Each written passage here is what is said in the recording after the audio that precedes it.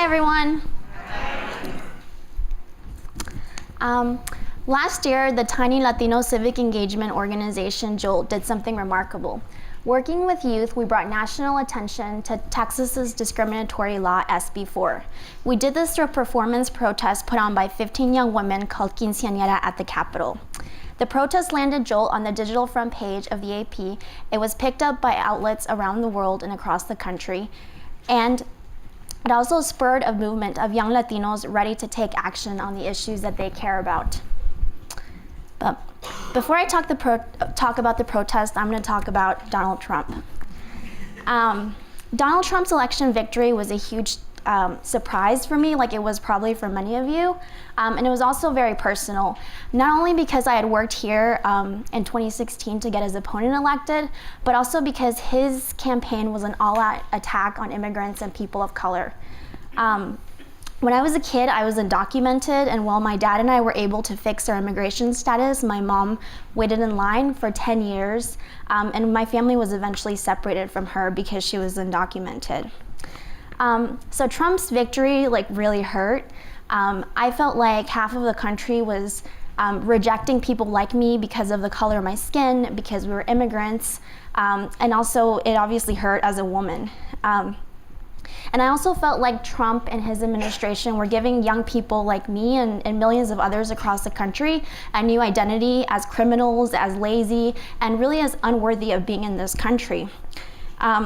So after he won, all I really wanted to do was be around others like me and go back to my community and feel that comfort. And that's what really motivated me last year to go to Texas and help my friend Christina Sensoon launch JOLT. But Trump's election also motivated another group of people to do something entirely different. It really emboldened his base to continue these attacks on Latinos and people of color across the country. And one of those people was Texas Governor Greg Abbott.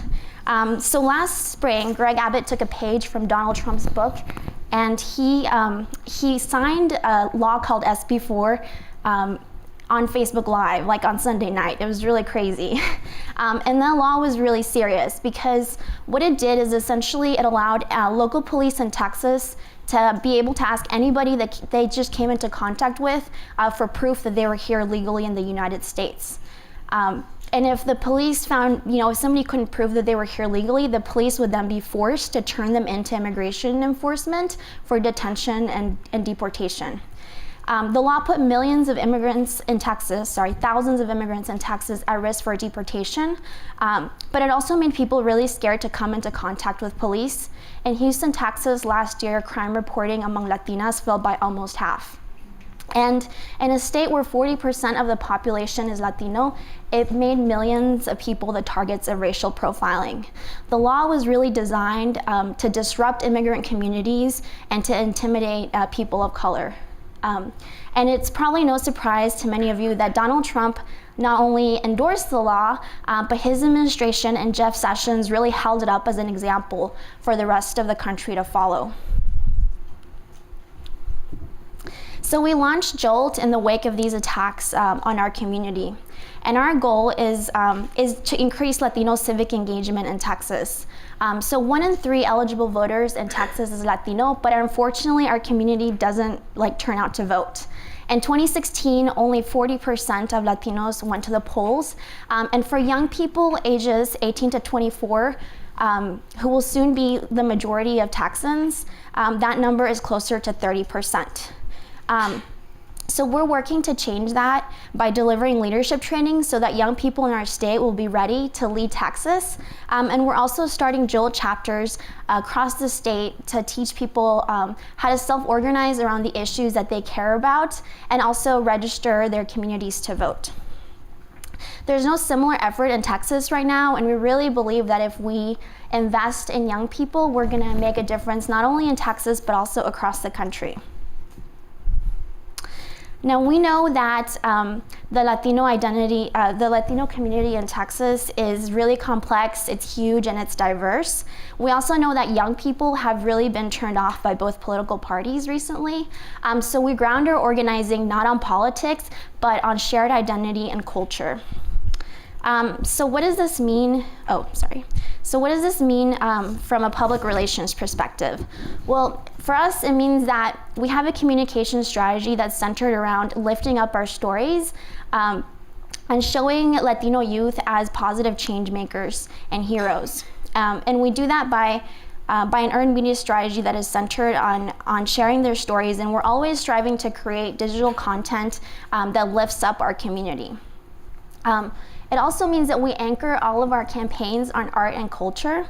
For example, last May, we launched a campaign to keep Texas families together, and we kicked it off by painting this live mural, which we invited immigrant moms and their kids to paint.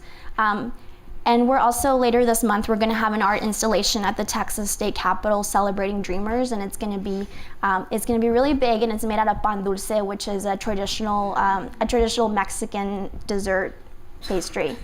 So at a time when the government and our state are trying to erase our community, we're really striving to celebrate our culture and our identity in everything that we do.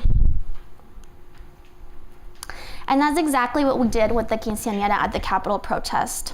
So for those of you who don't know, quinceañeras are a really important Latino tradition that mark a young woman's transition into adulthood. So the idea behind the protest was to have a quinceañera at the steps of the Texas State Capitol, and then go into the Capitol to talk to a lot of the state elected officials who had supported SB4. So to promote the event on social media, we work with artists to create really beautiful images of the quinceañeras and share why they were protesting. And the young women who choreographed the performance for the quinceañera picked some really popular songs by Los Tigres del Norte and some songs from the Hamilton mixtape. Another really important component to the protest were the visuals. So a lot of the young women wore their actual quinceañera dresses, and they were huge and puffy, and they made for really good photos and videos. So we brought all of these elements together, a nod to our shared identity, a celebration of our culture, and great visuals. We tie them to SB4, and then we put the stories of young people of color at the center of it all. Hundreds participated in the protest.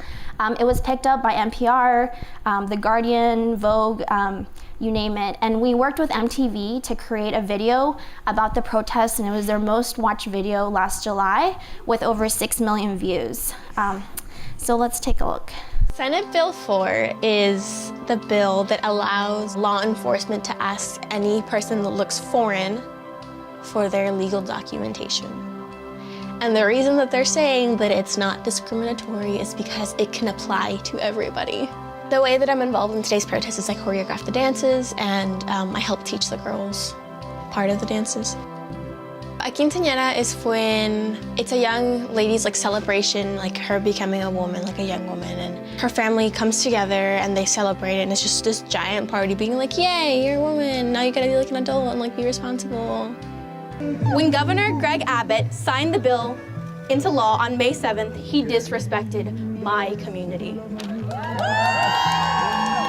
This hateful law violates our human rights. It will create fear and distrust in our communities, and it will tear apart our families. But I am standing here today along with these 14 strong women to tell you that we will not let that happen. Now, ladies, please repeat after me so Donald Trump and Greg Abbott can hear us. Bravo! We are brown and beautiful. We are proud and beautiful.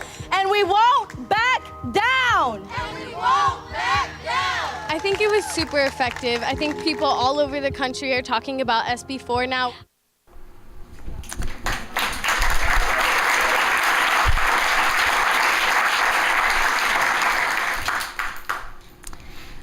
So the protest was really powerful and it was really emotional, but it did more than just bring national attention to SB4 and JOLT. It really helped us build a movement across Texas. So after this happened, we were flooded with messages by people all across Texas telling us that for the first time, they felt hope for their communities and they really wanted to get involved and do something. So even though our organization has barely been around for a year, we've been able to build a volunteer base across the state of hundreds of people. We've also been able to mobilize thousands of people to later protest to defend DACA and other immigration bills. And we've started creating JOLT chapters all across Texas. So from UT El Paso to UT Tyler to high schools in Central Texas, young people are organizing around the issues that they personally care about, and they're also hosting registration drives. And this November, we're going to be working with them to turn out our community to vote. And that's how we're making change, by organizing through a shared identity and culture. Thanks.